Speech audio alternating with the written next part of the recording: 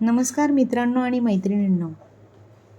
आज आपण शूरवीर शिवा काशीद यांच्याविषयी माहिती पाहणार आहोत. वीर शिवा काशीदांचा जन्म पन्हाळगडाच्या पायथ्याशी असणाऱ्या नेबापूर या गावातील नाभिक कुटुंबात झाला. 12 बलुतेदारांना व्यवसायाचे शिक्षण घरातूनच दिले जायचे. मेहनतीने शरीर कमावणे, लाल मातीत कुस्ती खेळणे, दांडपट्टा चालवणे, गड चढणे, उतरणे, लढाई करणे हा दिनक्रम असे. मजबूत बांधा, सरळ नाक, तेजस्वी नजर, शत्रूच्या गोटातून माहिती काढण्यातही ते पटाईत होते. शिवा काशीदांचे दुसरे वैशिष्ट्य म्हणजे ते हुबेहूब शिवाजी महाराजांसारखे दिसत होते. दिनांक 2 मार्च 1660 रोजी आदिलशहाने अफजलखानाच्या वधानंतर सिद्दी जोहरला विजापूरहून स्वराज्यावर आक्रमणास धाडले, तर दुसरीकडे मुघल सैन्य औरंगजेब बादशहाचा मामा शाहिस्ते खान याच्या नेतृत्वाखाली पुण्यातील लाल महालात तळ ठोकून होता. स्वराज्यावर दुहेरी संकट आले होते. त्यावेळी शिवराय पन्हाळा किल्ल्यावर होते. जोहरने 35,000 पायदळ, 20,000 घोडदळ अशा प्रचंड सैन्यानिशी पन्हाळगडाला वेढा दिला. महाराज गडावर अडकून पडले. पावसाळ्याचे दिवस होते. पन्हाळा किल्ल्यावर जास्त दिवस थांबणे धोक्याचे होते. वेढ्यातून बाहेर पडण्यासाठी शिवाजी महाराजांनी एक युक्ती केली. हा वेढा फोडून विशाळगडाकडे जाण्याचे ठरविले होते. विशाळगडाकडे कूच करणार त्या दिवशी शिवा काशीदांनी शिवरायांचा पोशाख चढविला.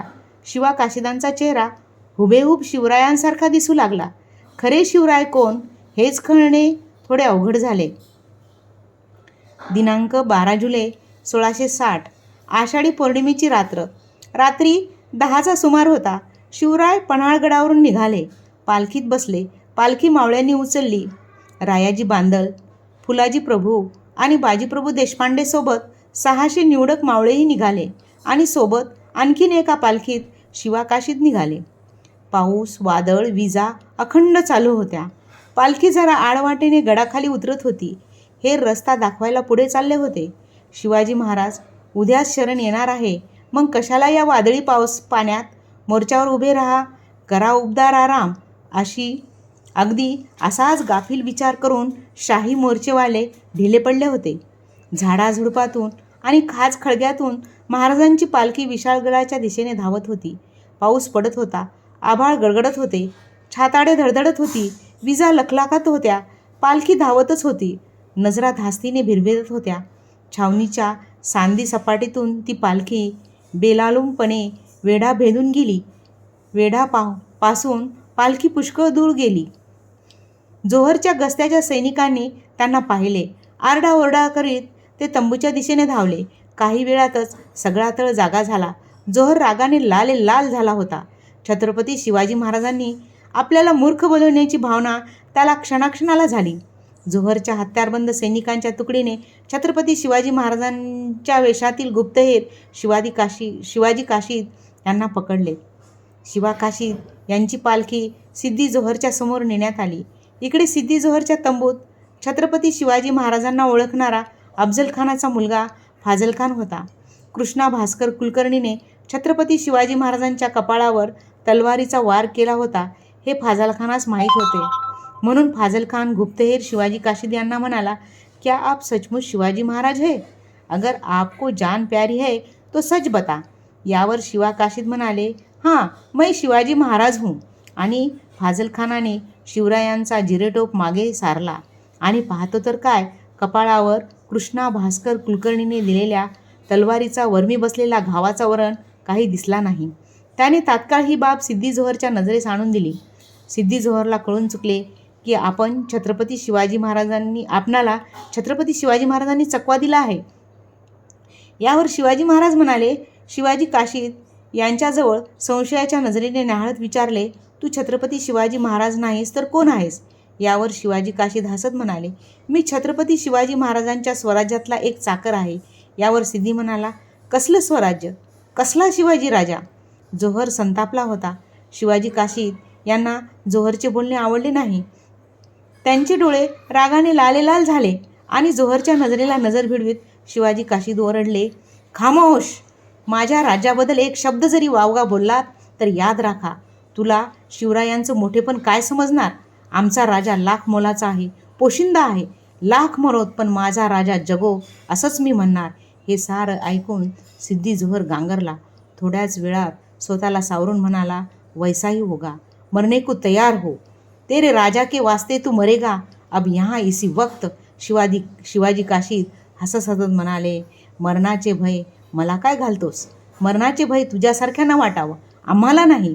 छत्रपती शिवाजी महाराजांच्या मराठी स्वराज्याचा भगवा हाती घेतला. त्याचवेळी या मर्द मराठा मावळ्याने छातीवर मरण गोंधून घेतलं.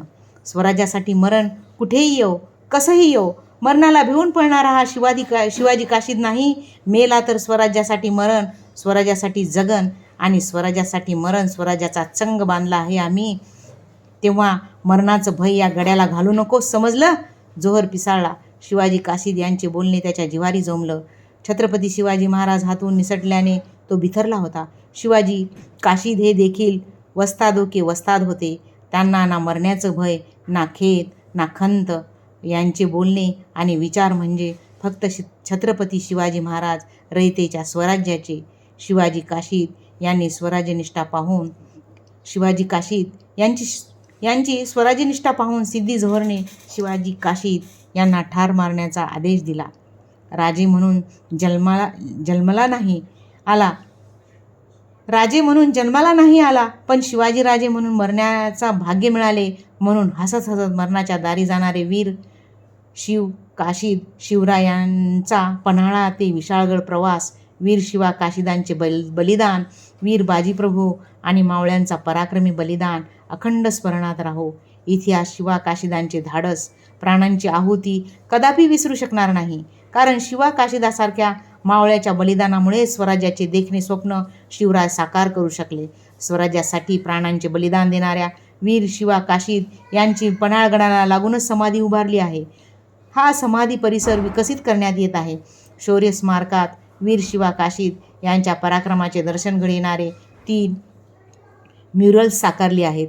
पहिल्या म्युरल्समध्ये छत्रपती शिवाजी महाराज व वीर काशीद यांच्या भेटीचा प्रसंग चितारला आहे. दुसऱ्या म्युरल्समध्ये शिवराय राजदिंडीमार्गे पालखीतून विशाळगडाकडे कूच करतानाचा प्रसंग आहे.